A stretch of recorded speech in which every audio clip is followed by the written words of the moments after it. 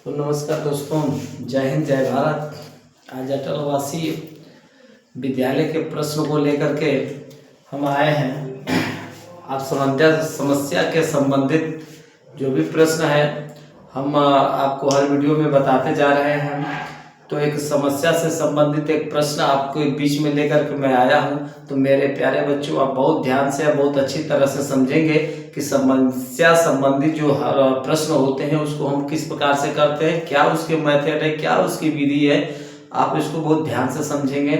तो मैं चाहूँगा कि यदि आप मेरे वीडियो पे यदि नए हैं तो पहला चीज़ कि आप सब्सक्राइब कर दीजिए, लाइक कर दीजिए और इसको शेयर कर दीजिए अधिक से अधिक, कि जो बच्चे अटल आवासीय परीक्षा की तैयारी कर रहे हैं तो उनके पास ये वीडियो पहुंचे और अच्छे से वो तैयारी करें कि समस्या पे संबंधित जो प्रश्न है उसको हम किस प्रकार से हल कर सकते हैं। तो मेरे प्यारे बच्चों, आप मेरे बात को बहुत बढ़िया से ध्यान से और समझिए और सुनिए और इस वीडियो को अधिक से अधिक शेयर करिए, ताकि ये जो है कि वीडियो अधिक से अधिक लड़कों के पास जाएगा और इसको समझेंगे और अच्छी प्रकार से प्रश्न को हल करेंगे। और ये मेरा कॉन्फिडेंस है और मेरा दावा है कि 101% जो है कि बच्चा प्रश्न को हल करेगा और अच्छे से समझेगा।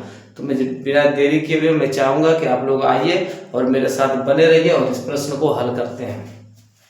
जैसे कह रहा है कि यदि 10 किलोग्राम चीनी का मूल्य, समझिएगा पहले प्रश्न को, यदि 10 किलोग्राम चीनी का मूल्य 420 रुपया है, कितना है? 420 रुपया है, तो 25 किलोग्राम चीनी का मूल्य का क्या होगा? 25 किलोग्राम चीनी, देखिए यहाँ पे चीनी छूट गया है, चीनी का मूल्य क्या होगा? तो ये हमारा प्रश्न है।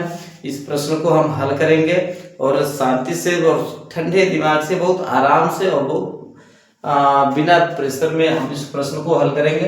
तो आइए देखते हैं हम इसका हल कैसे करेंगे।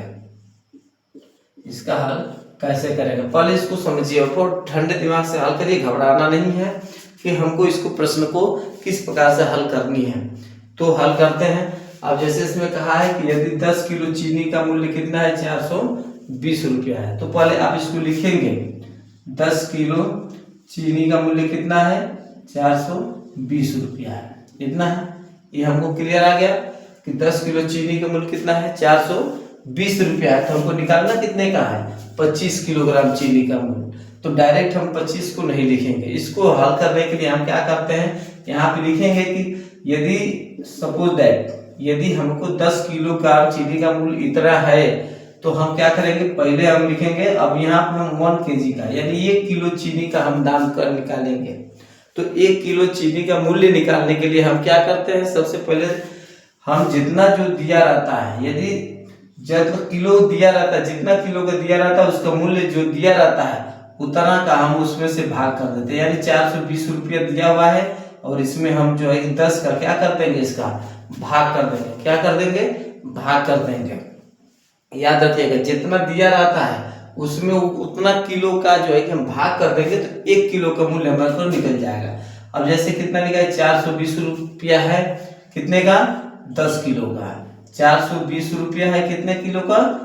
10 किलो का है। तो 1 किलो का निकालने के लिए हम क्या करते हैं, इसमें सीधे इसका क्या कर देते हैं, भाग कर देंगे। या भाग देखिए दो विधि से करेंगे, या तो इसको डायरेक्ट कटा दीजिए या तो भाग कर दीजिए। 420 भागे 10, 10 चौका 40, कितना होगा? 10 चौका 40, 2 में से 0 जाए 2, 4 में से 4 जाए कट गया और ये 0 उतारेंगे, 10 गुना के 20।